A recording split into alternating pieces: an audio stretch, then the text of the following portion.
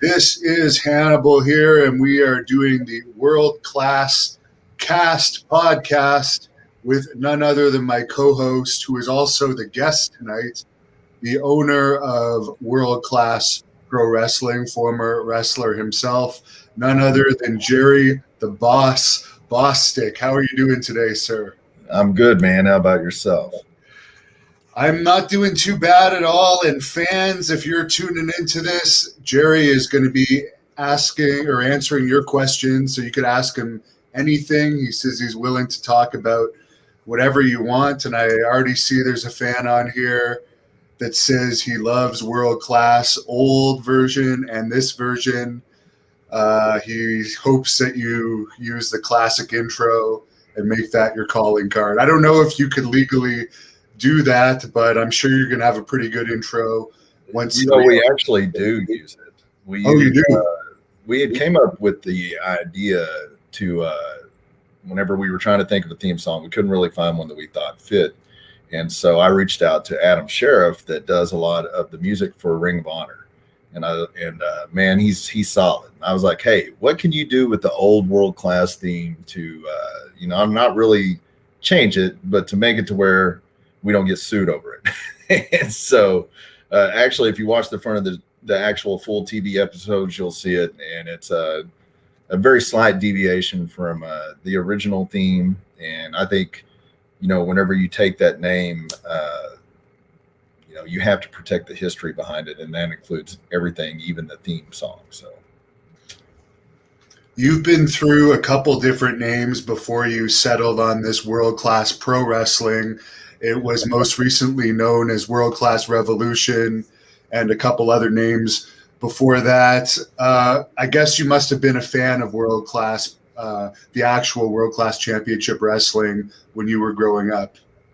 Actually, the first live wrestling I ever saw was in Ardmore, and it was the old World Class, and it was actually a young, stunning Steve versus Chris Adams. The Von Erichs were on it. And that was the first time I saw wrestling live. And I remember watching the product on ESPN growing up. And, I was never fortunate enough to really go to the Sportatorium, even though I've had dreams of grandeur, of reinventing my own version of it. I don't know, man. I loved the old World Class. I can still watch it today, actually.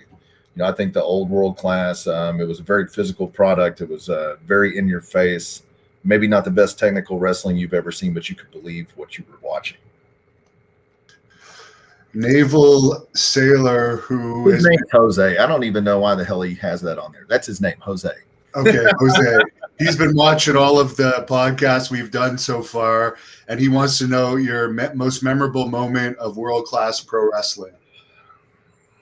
Oh, man. I don't know that you can put just one memory on it. I think probably my own personal, my favorite thing is seeing the other people succeed around me.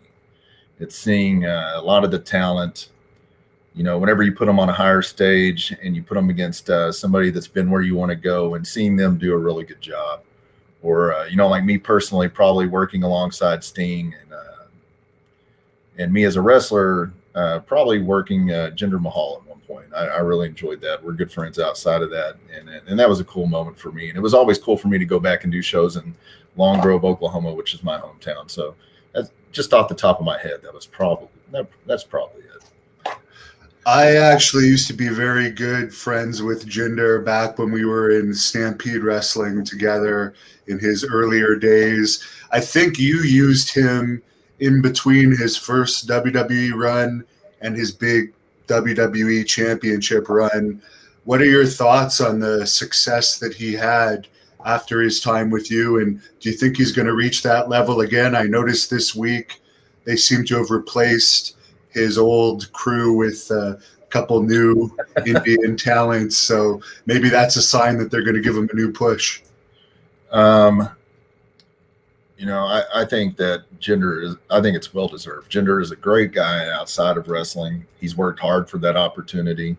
I don't think they will probably ever let him get back to that status again. I think that some talents when they go to WWE or their hands are tied, and his weren't obviously when he was running with the championship, but I don't think they'll let him get back to that. Jeremy would like to know, where is World Class Pro Wrestling's home base? Well, Jeremy, that's a real interesting picture you have on there. Ardmore, Oklahoma. That's my technical hometown. But as far as our home base, we're actually working on that being Dallas, the DFW area. That's going to be our home base. And your first event of the relaunch is going to be October the 3rd in Wichita, which is an area you've been promoting for many years. How did you start promoting that area? And I've been editing some matches from the building that you run there. The name slips my mind right now, but it seems like a very unique venue that you run. The world famous Cotillion. It was actually built, I want to say it was either the 40s or 50s, so it's been around a while. It's impacts are in there. It's a legendary music venue. That's what it's mostly known for, but it's one of my favorite places to go. I love the people in Wichita. They're very appreciative of wrestling, and we're excited to go back there on October the 3rd. You know, I actually had conversations about that today with the venue and my camera crew, and so we're going to be coming back in style. It's going to be Sunday, October the 3rd. The show's going to start at 6 p.m. Tickets will go on sale either this weekend or next. It's going to be our first show going into new territory, per se, as we're going to be changing kind of the way our product's presented. And we're going to do it live on pay-per-view through Fight TV. Very interesting. You mentioned it's going to be on pay-per-view. I've heard talk that it might also be on regular television as well. Do you have any news on that, or could you respond to any of those questions that the fans have been asking related to if it's going to be a television product as well? It is going to be taped for TV as well. The initial airing will be on Fight. And then from there, we're still in the process of figuring out our TV strategy. We're going to, before we didn't really release the TV shows on YouTube. You had to subscribe to Patreon to watch them. We're not going to do that this time around. So the products will be able to be watched on YouTube as we release them. And as I hired a guy that knows a thing or two about YouTube. Yeah, and your channel has actually been growing. It's almost at 4,000 subscribers now, and it's getting a ton of views recently, including between Selena De La Renta, and I believe her name was Katrina, and she used to be Maxine in WWE. That match was the first time I've ever actually seen her wrestle. Could you tell us a little bit about her career, and could she possibly be returning? Katrina was in WWE first, and then she went on to play a large role in the show Lucha Underground. If you guys haven't ever watched Lucha Underground, you can watch it on YouTube. I'm sure there's other avenues as well. It's a really great show, I think, because it was not your typical wrestling show. The storylines sometimes were a little far-fetched, but the storytelling was unbelievable. The wrestling was great. And it has a lot of people that you would recognize now in WWE and other various promotions. You know, at the time, that was an interesting match when it was being put together. And, you know, Carly is talented. Outside of wrestling, she also is she's an accomplished actress. And she has a great hand on on how to read crowds. She's worked for me multiple times. And her and Selena did an excellent job laying that match out, reading the crowd, knowing what kind of crowd we had, and presenting a more adult-themed match in a sense without crossing any serious lines. And I think it's great to go back and see how well that's done, because ultimately, coming back, we're going to present a more adult product. Not adult in a bad way, but not we're going to sit around and insult your intelligence with our product either, like some of the stuff that's on TV right now. Anthony wants to know, there's been talk of Jacob Fatu, the MLW champion coming to the Wichita show. Any talk of any other MLW talent potentially appearing for World Class? I mean, as you know, World Class is the home of the Von Erichs. They will be back with us. They won't be in Wichita, but they will be on some of our upcoming shows. On that show from MLW, Gino Medina will be on it.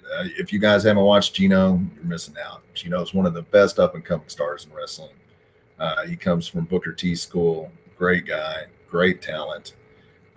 Outside of that, we'll have Rodney Mack. We'll have Retro Randy will be making his return. Double D, Prince Mahali, Kurt Gannon, Wichita's own Outlaw, the Step Brothers, Erica Torres, Marty Bell, Fuego del Sol, everybody's favorite AEW star, Gideon Vane, Stephen Bonner, the Imperial Champion, Moonshine Mantell, and also the Blood Hunter. I'm actually excited to see the Blood Hunter work. You know, I've only seen him on YouTube, and he's a pretty intimidating guy. I'm looking forward to see who he goes up against and if he's able to wreak havoc there like he has elsewhere. And you mentioned Fuego del Sol. I believe he picked up his first victory in AEW recently. I've become familiar with him through being a subscriber to the World Class channel. Now there's a lot of matches on the World Class YouTube channel. Maybe you could fill us in about some of his and your history. Man, you know, it's crazy. He actually got to start with the trampoline wrestling organization that he created. And by the time he got into wrestling and was on, like when he got into the independent scene, he started wrestling for us. He was actually already getting paid off YouTube for his trampoline company he had. And it was actually pretty entertaining. He's a great guy, great husband, great father, great wrestler. He's really grown since he's been with us over the last few years. I think it's wonderful the work he's doing in AEW. You know, at first he was, he was good at putting spots out there, but he wasn't as great as making them make sense. Now, you know, it was amazing to me. A couple of weeks ago, we were working a show for my friend Brandon in Oklahoma City, and I got to sit back there and listen to him put a whole match together. And it's amazing how much he's matured and evolved, and I'm so proud of him. And, you know, he may have only got his first win, but I made a post about it a couple of days ago. Outside of one win, he's been in 35 matches for them, which is a lot. So you don't just get there by accident. You don't get there 35 times by accident. I'll come out and say it. It's only a matter of time before he gets signed. And of course, you mentioned Ryan Mantell. He had an AEW match this week, unfortunately on the losing end to Lance Archer, but that's a step in the big leagues for him too, and he's been at it for a while. Rodney Mack, former WWE superstar. So you're putting together a pretty impressive roster. Brent Stein is wondering, who is your absolute favorite wrestler? Hulk Hogan, hands down.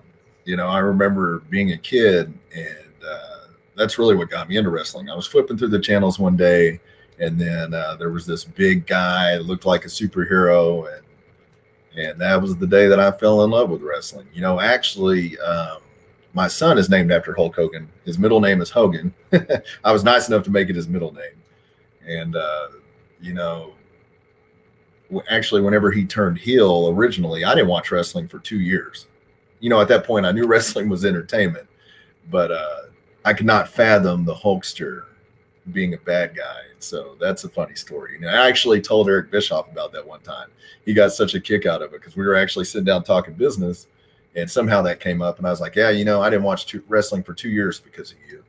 And we got a good laugh out of it. And the anniversary was, I believe, yesterday of the formation of the NWO. So maybe you could share that story with us. You know, I mean, that's amazing. I think it was their 25th anniversary, and they're still some of the top merch sellers for WWE. It was such a special time in wrestling, you know, and I think people are sometimes disappointed in the product now because they think of what it was like then, or they think of what it was like in the 80s. And, you know, I think wrestling has been hampered a bit for not being able to create a new star since Cena. There's a difference between being a star and a superstar. And, you know, I think some of that is just how things are done now. I think, you know, especially in WWE, them handcuffing talents and not letting them be themselves. and not letting them speak for themselves. It's hard to make a connection with somebody whenever you're not allowed to do so. Yeah, I remember particularly in the 80s and 90s, you'd go to a mall and it wouldn't be uncommon if you see 20 or 30 people in wrestling shirts. And now if you go to a mall, it would be rare to see one or two compared to those days. And I hope it gets back to that at some point. We have somebody watching from the UK checking in. Hey, Adrian, thank you for tuning in, man. That's awesome. Jimmy Scott says, are you planning another show in Ardmore? Actually, back to the UK thing. Oddly enough, the Von Erichs defended our championships there a few years ago. Great guy over there, Matt Jarrett. I think he runs World Pro Wrestling. Yeah, he's a really nice guy. Really nice guy. As far as my shows coming back to Ardmore, I'm sure we will at some point. Ardmore is my home, and I love it. And same with Oklahoma. It's just a lot easier, unfortunately, to do shows in Texas because there's no boxing commission. And, the boxing commission oftentimes, they can make things. I think they're a good thing and a bad thing. It just depends on what it is. But it's a lot easier when you don't have to deal with it. Yeah, I've heard the Louisiana commission in particular is a real pain. Yeah, I mean, it's, you hate to say it's a money grab, but it's a money grab. I mean, that's the bottom line. And I don't dislike them. I don't have anything against them. But it is what it is. Mark wants to know if Devastation Inc. is going to return to the revival of world-class pro wrestling. We actually did have a faction, Devastation Reborn, and that was Al Farad, Akbar Farad, and actually Jinder Mahal. And so, it is very possible. Very possible. I think that is whenever you see Al Farad, you immediately do think of Skandar Akbar, and that in itself is cool. As far as your Oaklamania shows, was it you a few years ago that was going to bring in Jose Canseco for an event? It was me, and that ended up not happening. If at some point I made the mistake of trying to take on too much by myself and not letting people hurt or help me. And a lot of that was because I had gotten burned priorly to that. And so I was really protective of myself and the product and yada, yada, yada. And whenever we had started planning that, that event just got really just too big for me. And I was not able to do it. I was not able to do it like it should have been done. And, I don't want to say that's off the table because Jose was definitely interested, as was I. Growing up, I was a huge Jose Canseco fan. He got a raw deal being the poster boy for steroids in baseball because anybody that watched baseball knew that they were all doing it. I mean, those home run numbers didn't just boost like that overnight for no reason. And even if you take steroids, guess what? It still doesn't mean you can go hit the ball. You still have to have skill. And, I actually did do a convention with Jose, and he's such a nice guy. I saw him arm wrestle kids. He signed anything and everything that anybody brought to him. I can't say enough nice things about him. And, I honestly wish that would have ended up happening. And like I said, who's to say that it won't in the future? Oaklamania definitely will be back. Had he had much pro wrestling training? I remember reading about that. Okay. Not at all. But, he was actually going to the gym and working out for it and getting ready. And honestly, I mean, he lives in the same place Jessica Haas lives in. And so, just like with her, I do have connections there to send him to stuff like that. Right. And of course, her wrestling name is going to be Jenny Santana. And you and I kind of found her, and you've hooked her up with the training. You found her. I was just smart enough to put the dots together. Like, why is she not in wrestling? She seems to have a love for it. She seems to be really enjoying it. So I'm just wondering what you think of her progress so far. She's had a few training classes. I know it's hard to tell, but what do you think so far? I've asked Kyle. My friend Kyle Hawk is actually training her for me in Las Vegas, and I've had a couple of conversations with him, and he said she's doing really well. She's really athletic. And I think whenever you come from like the mixed martial arts background, I think it's an easy transition, just like it is for an athlete. And sometimes it's actually easier to make that transition into pro wrestling when you have that background as opposed to just watching wrestling your whole life. No offense, anybody, but it's typically an easier transition. And so I'm excited to see what the future holds for her. I was happy that she was willing to take on her dad's last name. And, I hope it's something. You don't want something to happen just to benefit you. You want it to also benefit the person involved. So I hope it's something really good for her as well. I'll be interested to see if her father takes more of an interest once he sees that she's dedicated to it. And I hope he does. And if he does, then, it's our place to take care of that relationship too. And if it's something that can help them grow, then, that's your job. Not necessarily as a promoter, but as a person to support something like that. Al has a question about Eric Embry and Tom Pritchard. Of course, if anyone hasn't seen the Eric Embry podcast from a couple weeks ago, that one has taken off. So I highly suggest people look that up on the World Class Pro Wrestling YouTube channel and subscribe to it while you're at it if you haven't subscribed. But Al wants to know if you're thinking of bringing in Eric Embry and or Dr. Tom Pritchard to help book two Texas legends. I never actually dealt with Dr. Tom, but whenever we had a wrestling school, we actually had his book, and that was based off of that's how we would train people, is out of his book. And it's a really good book. If you're looking into getting into wrestling, or if you have a training school, you're trying to train people, you should definitely look that book up. As far as Eric goes, that's probably one of the best friends I've made in wrestling. We have a great relationship, and anything that I do, he's welcome to do with me. And as far as booking goes, I think his what he's done speaks for itself. It's one of the most genuine people in pro wrestling. And, you can't throw around the term trust a lot in life in general. But, I trust Eric, and I can't wait for the relaunch because Eric is going to be a big part of that. Yeah, you can't throw that word around in wrestling in particular. It's just the way the business is sometimes.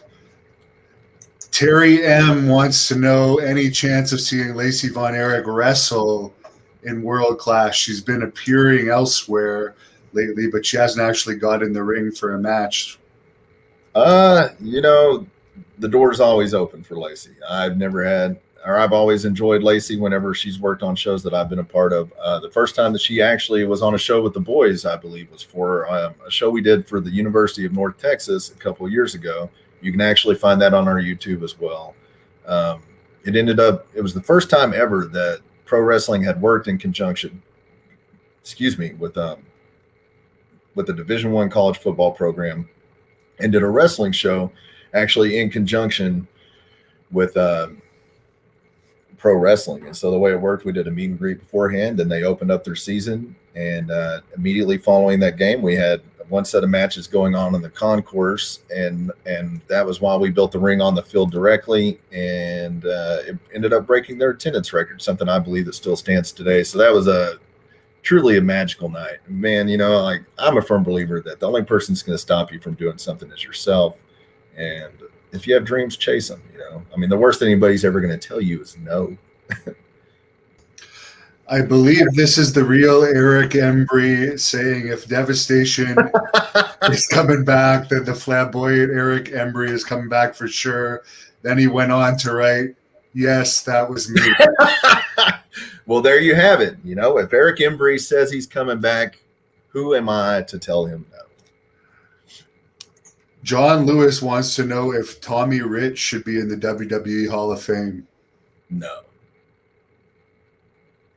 Nothing against Tommy Rich. I have respect for Wildfire, but, I think maybe the Pro Wrestling Hall of Fame, yes, but will he be in the WWE Hall of Fame? No. Nothing against the WWE Hall of Fame, but it's a publicity stunt. That's what it is. If it wasn't a publicity stunt, then everybody would already be in it that's supposed to be, but they have to space it out because it's a publicity stunt. They don't have a real Hall of Fame. But, if you want to go see a Hall of Fame, they have one in Wichita Falls, and it's a really good one. and that's a physical Hall of Fame.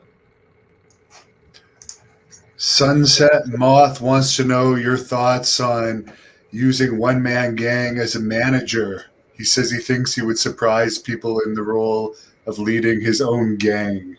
Sunset Moth sounds like a wrestler himself. I mean, that name is, honestly, I wouldn't have anything against that if everything worked out accordingly. We had something good. The thing with him would be, you'd have to find people as big as him, so that way he did not make them look small, and that might be hard. Yeah, he's what, 6'8", 400 pounds plus? Yeah, it was pretty cool. I saw him a couple years ago at WrestleCon, and one day he was One Man Gang, and the next day he was a king. And I was like, man, this guy, he gets it. It was really cool.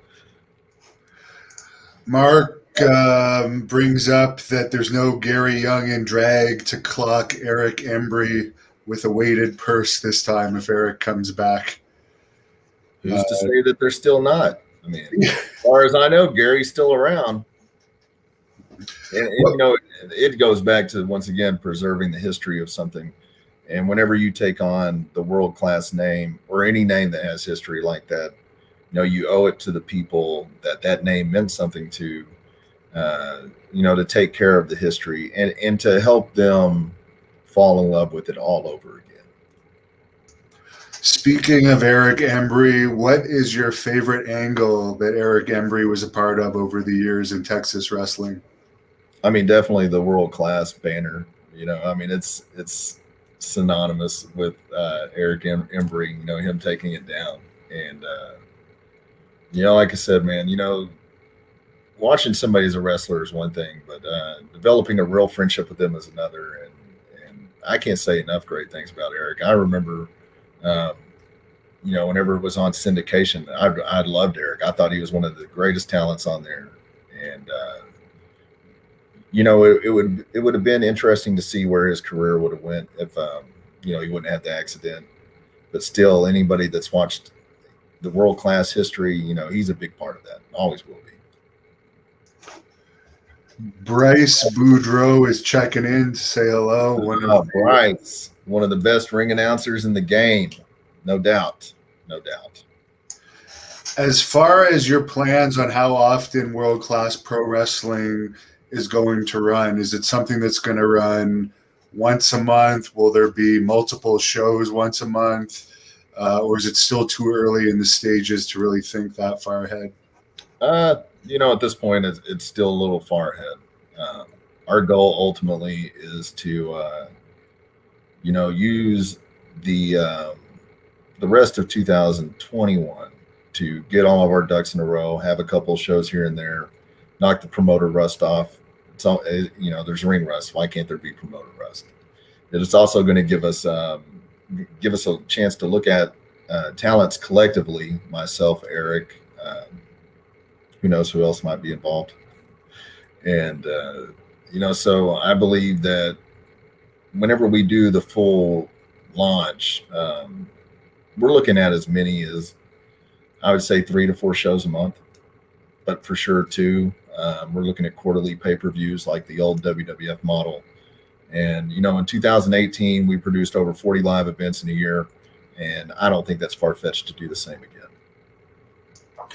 I'm going to assume that what caused the break was mainly COVID and all the restrictions and so forth, and just difficulty in promoting during that time, and you wanted to play it on the safe side.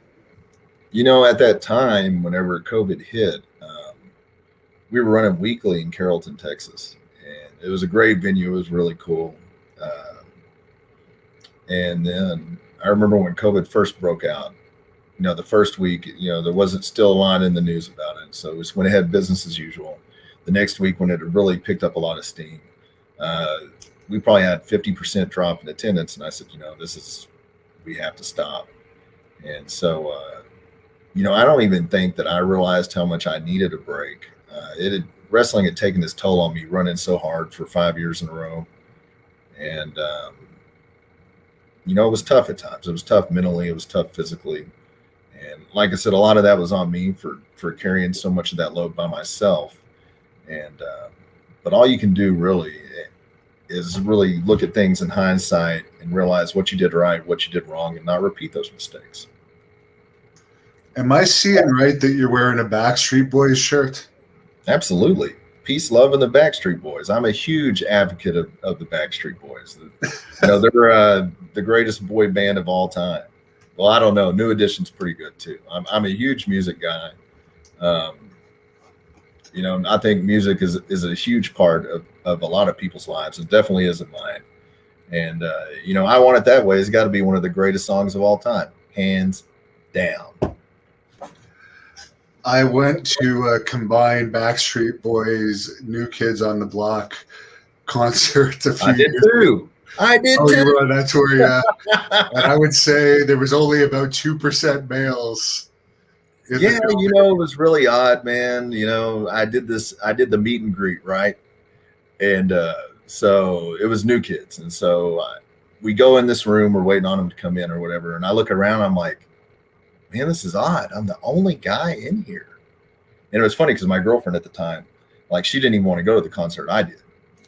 So I ended up I felt weird being the only guy in there. And so I sat there and talked to Donnie Wahlberg for a few minutes, and he was a really nice guy.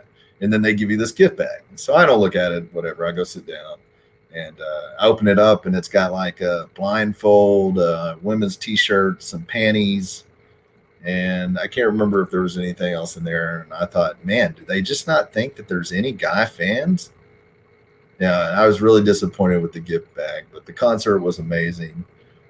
Both Backstreet Boys and New Kids on the Block were really, really amazing in concert. And I highly suggest if either one of them's around that you go.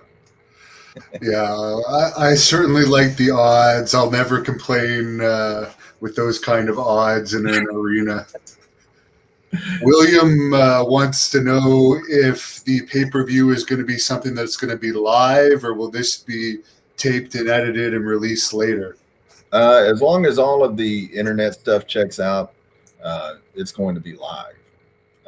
We ran a joint pay-per-view with Impact prior. Our set gorilla position for them at Slammiversary and helped them with that.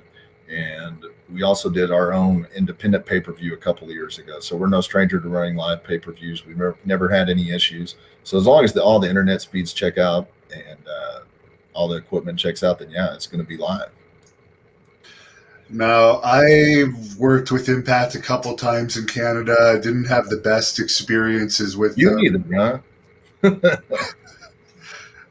Could you share as we don't need to go bash them or anything, but I'm just wondering how was your experience working with Impact?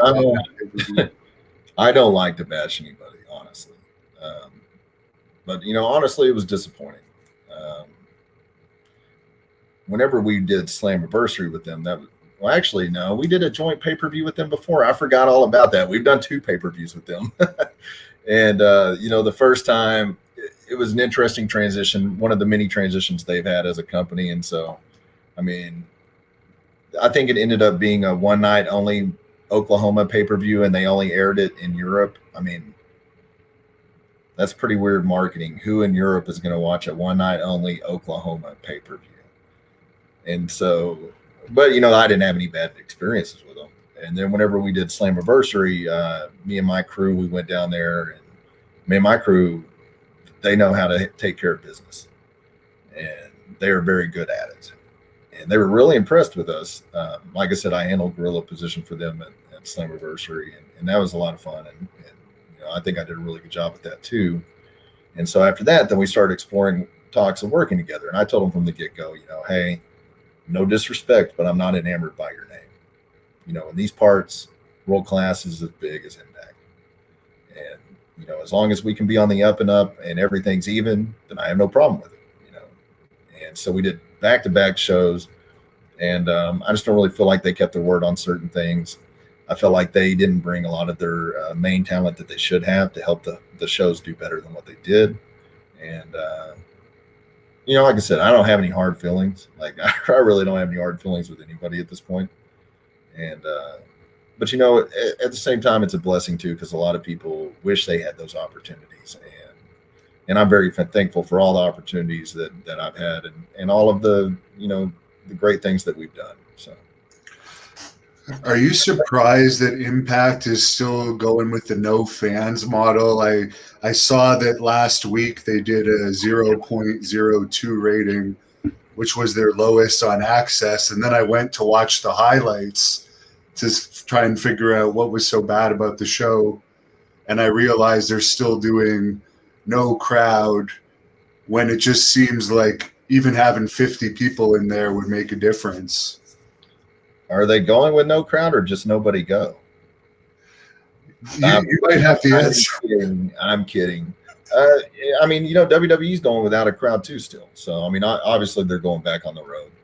But I think it's a case-by-case basis. I'm not sure where they tape now. I'm not sure what the restrictions are there. I think it's in Nashville. Yeah, I don't know what the restrictions are like in Nashville. I know there's some other products that run around there. I don't really know what the purpose would be of not having fans at this point. I think it does make the product seem strange. I think, watching the Thunderdome sometimes, I've actually had to start watching it again. I've made it, I'm trying to make it a thing to watch all of the major shows I can each week for the last few weeks. It's been hard. It's a hard life sometimes. But, especially these last few weeks where it's been like the record low. But I think the thing without fans, though, I think it's weird because that they're piping in these sounds, these crowd sounds. When I watched the Hall of Fame, that was all out strange, and so I think it's just not authentic. I mean, I think that's one reason why the ratings are bad too. I mean, you can't get into something when it's a work anyways, but it's like a double work, if that makes sense. Because I mean, now they're dictating more than ever crowd reactions, and it's in a bad way. So I'm not a fan of it. No, I would rather have just force people to chop more and use blows that have like some type of sound connection with no sound from the fans than these fake booing and cheering. Or what did I see the other week? John Morrison took a move from Ricochet where he fell backwards. Maybe you saw it. And I like John Morrison, but he fell backwards off the barrier, and it was just so obvious that there was probably a mat behind it because they didn't take any shot from behind. And with no crowd, they can pull that type of stuff. So, I mean, it definitely makes it easier to pull those stunts off. John is actually one of the few things I do enjoy watching that show because he is such a creative guy. I can't say enough about John. My time with him was wonderful. He did a bunch of crazy stuff for me that he never had to do. I mean, he appeared on our show as Boone the Bounty Hunter. He never had to do that. And I'm really enjoying the whole Johnny Drip Drip thing. I think it's hilarious. I think him and Miz do a great work together. It would be amazing to me to see what them two would be capable of if they didn't have their hands tied and it still wasn't scripted to a large extent. Whenever he worked his last show for Impact, that was actually the Slammiversary show. And, we talked and he's like, what do you think about me going back there? And I said, you got to do what you got to do. I said, but the only thing that worries me is they're going to take away your creativity. And I'm glad that they're still letting him do some things, obviously not on the level he was, but John is one of the top talents in pro wrestling. I'd tell anybody that, whether it be in the ring, outside of the ring, he gets it. And his mind is just so brilliant when it comes to pro wrestling. Yes, and I really enjoyed actually the Dallas spoof that you did with John through that one venue that I think was the same venue where they filmed some Dallas stuff that maybe you could elaborate on. But fans, you could look that up on this World Class Pro Wrestling YouTube channel, Boone the Bounty Hunter, World Class Pro Wrestling. If you search it, that video is going to pop up. But I thought it was pretty entertaining. Well, at that point, nobody had really done cinematic wrestling like that. There was always in WWE the attempts of making a crossover with Hollywood. And most of the time, I think it was very, very, just very bad, because it was, once again, you can transcend into something else, but do it organically instead of forcing it. And it's funny because one of the top agents in pro wrestling, he'd actually seen that episode. And Dave Meltzer actually said the intro to the third episode was the greatest 30 seconds of wrestling he's ever seen. But, the story behind it, the guy that was the agent, he's like, how did you come up with this? And he goes, WWE does it and it's usually bad. And he goes, and this was brilliant. And I said, man, I was sitting in Hawaii with Von Erichs, and I was trying to show him something on my phone, and I accidentally clicked on my tour of South Fork because I'm a huge Dallas fan. And I clicked on that picture and I said, hey, we should do a wrestling show there. We should do the wrestling version of Who Shot JR. So, actually the first person I called was John. And I was like, I know this is going to sound crazy, but hear me out. And because John, actually, the Boone the Bounty Hunter character is a movie that John had written, produced, everything on his own. If you guys haven't seen it, it was on Netflix. I'm not sure if it still is, but Boone the Bounty Hunter, you should check it out. It just shows you just how creative he is. And so John, he loved the idea, surprisingly enough. So next up was on to JR. And JR said, I'm not going to get shot. I'm not doing that carny shit. And so, we actually, it was kind of crazy. We showed up that day, came up with the whole concept and everything in one day, produced the whole thing, shot it. I mean, we were in and out, and I thought it was some of the best TV and most innovative TV that we did. And, we adopted that method when we would go to certain other places. And, to me, it was just kind of a break from the norm.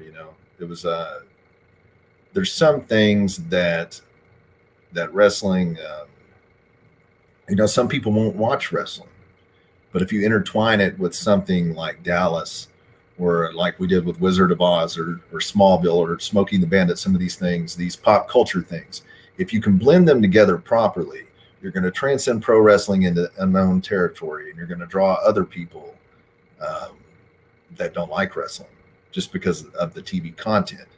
And, actually, there was a TV executive that I was talking to, and she was like, I don't like wrestling at all. And I was like, oh, I'm sorry. And she's like, I watched both episodes of that Pee Wee Herman, and I laughed so hard. And I was like, bam, mission accomplished. Because that was the ultimate goal with those, was to tap into pop culture, not just pro wrestling. Don't put all your eggs in one basket. Learn to adapt, evolve, and take chances. I think that's just in life in general. And Kevin Sorbo, I think his name is, from the Hercules series, was actually in that Boone the Bounty Hunter movie with John Morrison. And I actually liked it. I saw it when it was on Netflix. I thought it was pretty cool.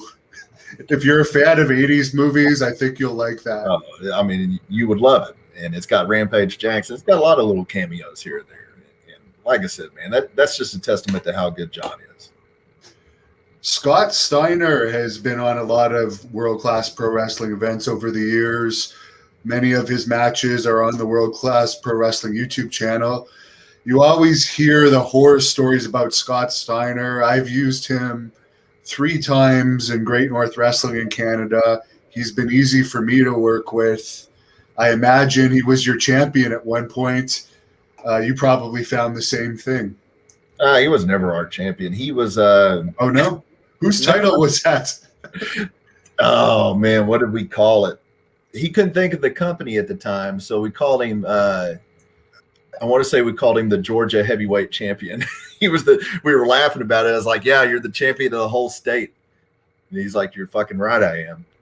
And... but what's weird is he's worked for me off and on for 15 years. And,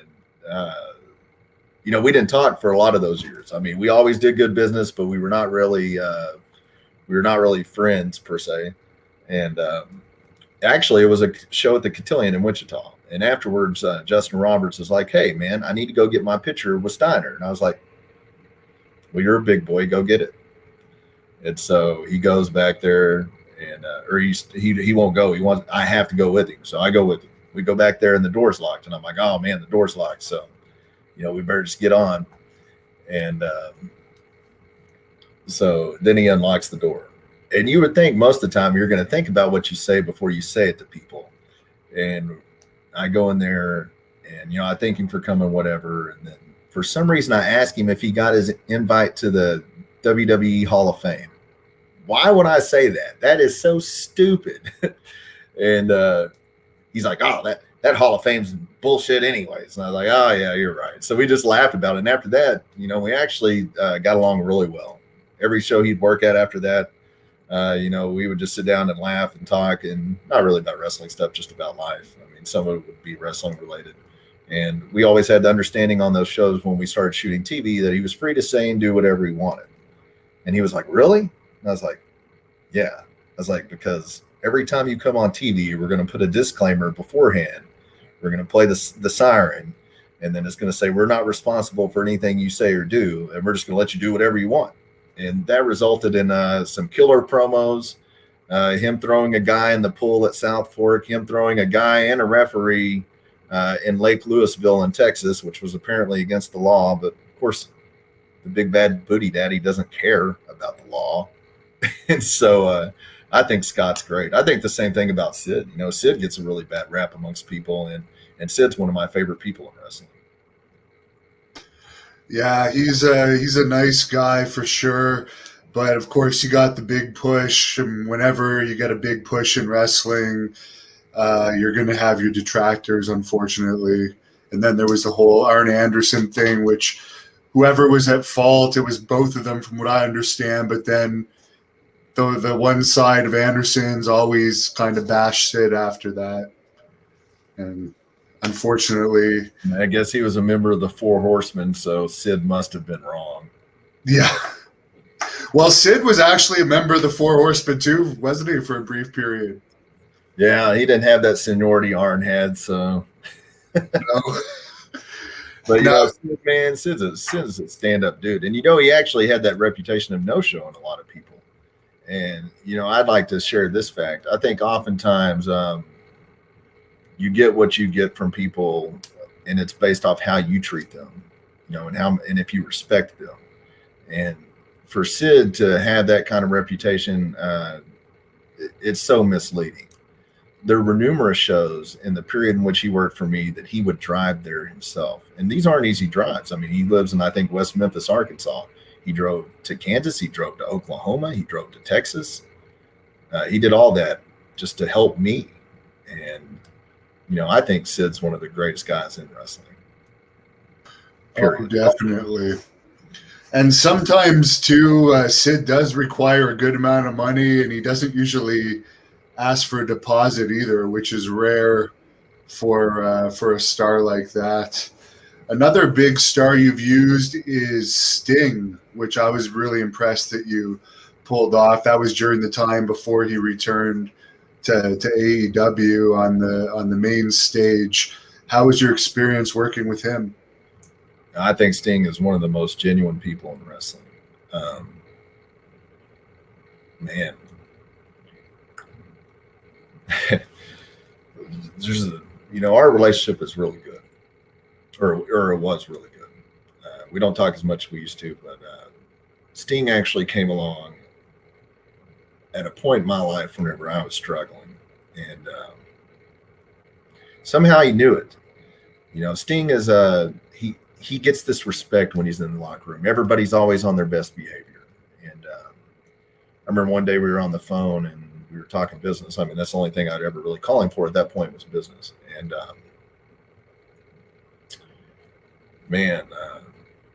one day he was like, let me know if you ever want to talk. I know you have a void in your life. And I'm like, what are you talking about? And oh man, he was like, you have a void with God. And I was like, well, I believe in God for sure. And he's like, no, I know you do. He goes, I just wanted to let you know if you ever wanted to hear my story, I'd love to share it with you. And at that time I had a 9 to 5 and I was like, I got to go back to work. And I also had Lex Luger that show. Sting doesn't get to see Lex as much as he used to. And I always liked Lex. Lex was always good when I did business with him. And so I brought brought Lex in early, and Sting picked him up, and Sting lives outside of Dallas, and so they got to spend a few days together. And so he calls a few days before the show, and he's like, yeah, can I get a hotel in Ardmore? I'm like, oh yeah, not a problem. I don't know why you'd want to stay here when you could drive home. I mean, because it's literally probably 2.5 hours from where Sting lives. And he's like, and can you send me a list of churches? I'm like, yeah. So I sent him a list of churches, not thinking anything about it. And at the end of the phone call, he's like, oh yeah, guess what? And I'm like, what? And he's like, we're kidnapping you and you're going with us. And I'm like, okay. And so I tell my mom, and it turns out it was actually the church. It was the church to where my son's mother went at the time. And so in the back of this church, it's me, my son, Sting, Lex Luger, and Sting's wife. And unbeknownst to me, it was actually also the day she was getting baptized. And it's just crazy how things work out. And after church, he was like, hey, do you want to go to Starbucks? And I was like, I know where this is going. So we go, and him and Lex both gave their testimonies, and it was really deep. And, I can't say enough nice things about both of them and what they did for me personally. Sometimes when you meet your heroes, they let you down. Maybe not intentionally, and some don't, some do. But Sting would never let you down. And he's everything he's advertised to be. So I'll always be thankful to Sting and Lex for taking the time they did with me personally, which far transcends anything in wrestling. That's good to hear. I was always questionable about Lex, hearing all the stories, until I actually went to his mother's house to do the shoot interview that I did with him. And I could tell he was genuine after I met him, and it really impressed me that he could be such a positive person despite his situation. One thing he said to me in that conversation was, he said, Jerry, people feel sorry for me. And he said, and they shouldn't, because I'm happier than I've ever been because of my relationship with God. And, he was never supposed to be able to walk again or anything. And he got up, and Sting went to go put his wheelchair in the car, and he got up. He had to stand on the side of the car, but he walked all the way to his seat. And I was like, what are you doing? You're not supposed to be walking. But Lex is a great guy. And he said, he did bring up, he said, you probably heard a lot of bad stories about me, and they're true. He goes, that's how it was. He goes, but I'm not like that anymore. Sting and Lex are on William's bucket list to see them, as are a lot of people. Anthony wants to know, is it possible to see a Fugo versus Sammy Guevara match in Wichita? I know Guevara wrestled for you before he went on to AEW, and fans could look back in your YouTube library at World Class Pro Wrestling and find some of those matches. I see what you're doing there. You're good at this. Fuego and Sammy, probably not possible. I don't think that Sammy's contract with AEW probably prohibits that, if I was guessing. Maybe we will get lucky enough to see that match in AEW eventually. I do think Fuego will end up getting signed by them. They wrestled for me probably 4 years ago, if I was guessing. And so I'd love to see them wrestle now and just see how far both of them come. Sammy's come a long ways too since his indie days. And, he main evented a couple of weeks ago. Super happy for him too. Their video logs, if you haven't seen them, blogs, whatever they're called, they're really good. That one this week was really sad about Fuego leaving one last time and going home. But if you guys haven't seen those, you should definitely check them out. They're pretty entertaining. William says your Wizard of Oz parody was really good. That, of course, is your Wizard of World Class parody that is also on this channel. I heard either people loved it or hated it. Yes, it was a mixture of both. Yeah. We were disappointed at the time. I thought the content was good. I thought some of it was a little hokey, and the way we presented it was not proper. It was totally opposite from the way we presented Dallas. And whenever you're going into unknown territory, it's okay to try new things, and it's okay to succeed, and it's okay to fail. And in my opinion, overall, the way it was presented, that it didn't come across as good as the Dallas show, and that's on us. But I think overall, there was a lot of good stuff in there. How often do you get to see Jake the Snake play the Wizard? And it was funny because at one point Sid was actually on that show too, and I forget who it was. They go up to him and they were like, "Are you the Wizard of World Class?" And he goes, "No, little girl, I'm the master ruler of world class." And I was like, yes. I love Sid once again. Yeah. But Jake did a great job at that too. I asked his daughter, because that's who handles his bookings. I said, "Hey, did you tell him what he was going to be doing?" And she's like, "Yeah, he's sick. He loves it." I'm like, "Oh, that's great." So it ended up being cool. And Sid got a huge pop that night when he interfered in the Von Erichs match. I believe that's one of the loudest pops I've heard on the videos from World Class. Would you say so as well, being there live that night? Yeah, and I think honestly, whenever you've been gone a while and you come back, I think it's an awesome moment for like Sid as well. Like people haven't forgotten you, but whenever you show back up after a long hiatus and you get a loud pop, I think it's almost reassurance in a sense. I think sometimes, and I'm not saying with Sid, but sometimes people in general, like sometimes it crosses their mind that they might be forgotten.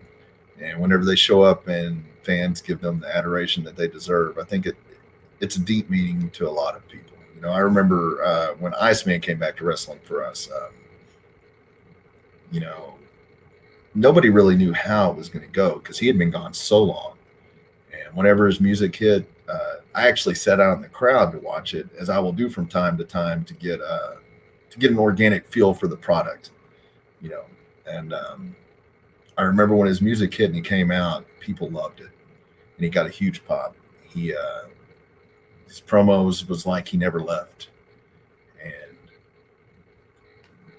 And he's one of my good friends in wrestling too. And after that show, I remember him coming up to me, and I had to meet with him like 4 times before he would agree to appear, because he was worried about he was worried that he would get treated wrong. And afterwards, I remember him coming up and he just gave me a hug, and he said he was sorry, and I was like, "I understand." And he said, I got chills.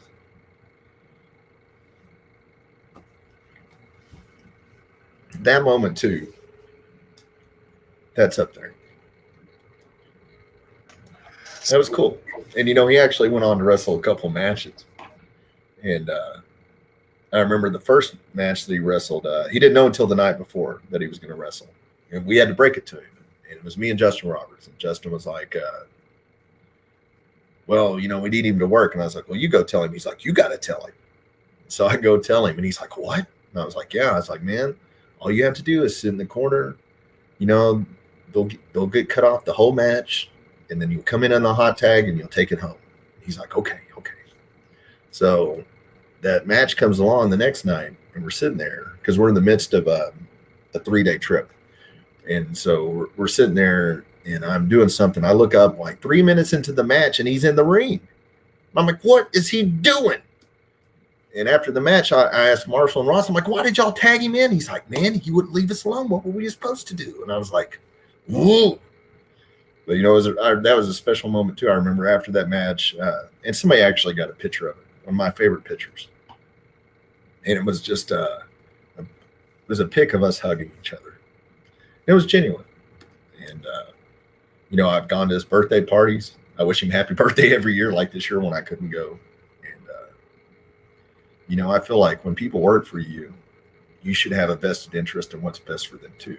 Yeah, your job as a promoter is to ultimately care for your product, but you should care about your people. You should know their names. You should know their families' names. You should know that they have kids.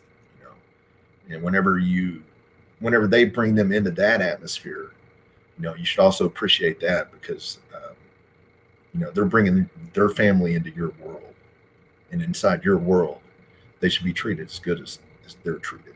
And so I got a lot of love for Iceman, and it's very cool moments that we've shared. Dusan is checking in from Norway, and he wants to know any plans for a world tour. I don't think you're going that big yet, but maybe you could tell us what states you plan to run in. Typically we stay in Oklahoma, Texas, Kansas, Arkansas. I'm not against any state or any country, as long as it makes sense. We've actually explored international markets. We actually had international TV in Israel for a while. So we're not against anything. You definitely have to grow to get to that point, but that's why there's the internet. That's why there's television. There's numerous ways to get your brand out there. Excuse me. It's your job to develop your brand and to grow it to that point to where you can go to places like Norway. Now, for anyone watching this that wants to follow World Class Pro Wrestling on social media, do you want to fill us in on all of the social media outlets where we could stay up to date on what's going on? Well, you should definitely subscribe to our YouTube channel because, I promise we won't see me on here very often doing these interviews, but we're going to have the World Class Cast every week, as long as nothing comes up. You can find us on Facebook as well, World Class Pro Wrestling. You can visit our website, worldclassprowrestling.com. We have an Instagram at somewhere too. We have a Twitter at something. And so we're on all of the major pieces of social media. So. Mixed Partial Farts is seeing Jerry get emotional when he talks about how Sting and Lex in a way revealed God truly to him. Hit me deep. Much respects to you. Thanks for sharing that. At 25, he's found God. Thank you for sharing that. I think it's important to have that relationship with God. Prior to that, really, it wasn't just that, it was a string of events. And it was like a 6-month period where it was just one thing after another. And then one day I finally was like, all right, God, I get it, man. I get it. And, I'm not perfect by any means. I still mess up as much as the next person, maybe a lot more than most. But I learned to put my faith in God. And what that means to me is, I used to worry a lot. I used to stress a lot. And, but now I feel like, and I have felt since then, that as long as I'm doing what I need to be doing, and it's for the right reasons, that in the end, God will take care of it. I don't think that God takes care of things on our time. I think he takes care of them on his time. And so, I can say that, I'm a firm believer in God. I'm a firm believer in having faith. There's another fan on here. Brent says passion is just that. He says you're a great person. Justin says he's been a wrestling fan for 30 years, but he just can't bring himself to watch it anymore. Hopefully World Class can be a legitimate alternative to you guys. And Al says he hopes that we do an interview with 90-year-old Bill Mercer. Actually, Bill was on that North Texas venture we did. Really nice guy. It was really cool having him there. Definitely a big part of the history of World Class. What was the comment before that? I was gonna comment on that too. The one about the guy saying he was a WB fan for 30 years and he can't bring himself to watch it anymore. Honestly, as wrestling fans, we should just hope they get better. You should never hope that anybody goes out of business. You should never be negative on their products. It's easy to be negative on a product whenever you don't know everything that goes into doing it. And that's World Class, WWE, AEW, whatever. But I do believe they're trying to put on good quality products, and for whatever reason right now, they're just being hindered in numerous ways. I think WWE is a good example. A lot of people don't know this, but in order to be a writer for WWE, you're supposed to have a journalism degree. How many wrestling people are walking around with journalism degrees? I think that is a lot of the issue. And, the fact that somebody brought this up to me one time, I never thought about it like this. They said, why do you think they haven't created new stars? And I was like, I don't know, honestly. Something's broken somewhere. And they said they're making more money than ever. They haven't created new stars because if you don't create a new superstar, you don't have to pay them like a superstar, which is also intriguing to me. I think AEW is an alternative to WWE. Is it the right one? I don't know. I can watch anything as a fan. And whenever I watch AEW, I just know when I turn it on that it's not going to make psychological sense most of the time. And I'm just okay with it. I just find it amusing and for whatever reason, I can watch almost any product. And like I said, I've been making it a point to watch AEW and WWE the last few weeks. And so, we should all be thankful for the wrestling that we do have. It's not perfect, but it beats the alternative of not having it, period. Gives me something to talk about.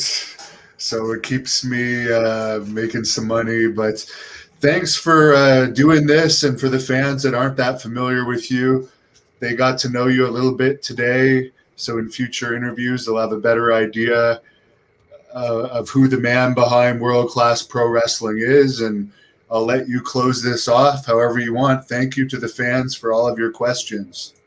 Yeah, thank you guys for tuning in today, especially late notice. I appreciate every one of you that supported us from the get-go all the way to now, and especially those of you that stuck with me through everything, the good, bad, and ugly. And, just know that everything that we do, I always try to put myself in your shoes and try to create a product that you will enjoy. And, everything that we produce is personal to me. It comes from my heart. And I'd like to think that most of the talent that we use, they have your best interest at heart too. Thank you for supporting wrestling. Through the good times and bad. It's like anything else. It's like sports or television or music or whatever. People go through good runs, they go through bad runs. It's a roller coaster, and your support on staying on those rides over and over and over. It's appreciated, not just me, but by everybody that puts out a product. Being a promoter is not easy. Being a wrestler, not easy. But you guys choose to stick with us in the wrestling industry in general, and I appreciate that. So thank you for that. Thank you guys for tuning in week after week for this podcast so far. If you haven't seen our prior episodes with the Von Erichs, Eric Embry, Stefan Bonner, go check those out. Make sure you check out our other videos. We will be back officially relaunching October the 3rd in Wichita at the world famous Cotillion, one of my favorite venues and one of my favorite towns. It'll be live on pay-per-view. As long as technology wills it through Fight TV. There's a lot of great talent on that show. And, thank you guys again. You can find me on Facebook. I got those other social media platforms too. I don't know the names on them, but I'm on there somewhere. And thank you. They're all in the description of the video, by the way. Yes, they're all in the description. That makes it so much easier. Thank you, Hannibal, for taking me on this journey with you as I think it's important, not just in wrestling, but in life, whenever you're in charge of anything, to surround yourself with people that are better than you. And I have definitely done that with this. So thank you very much for everything you've done for us so far. I appreciate it. And I think it's going to be a great working relationship with us. And I'm looking forward to a lot more of it. Looking forward to bringing world class back for you guys. And, some people have played while I was away. But now I'm back, and I'm not back to finish second place.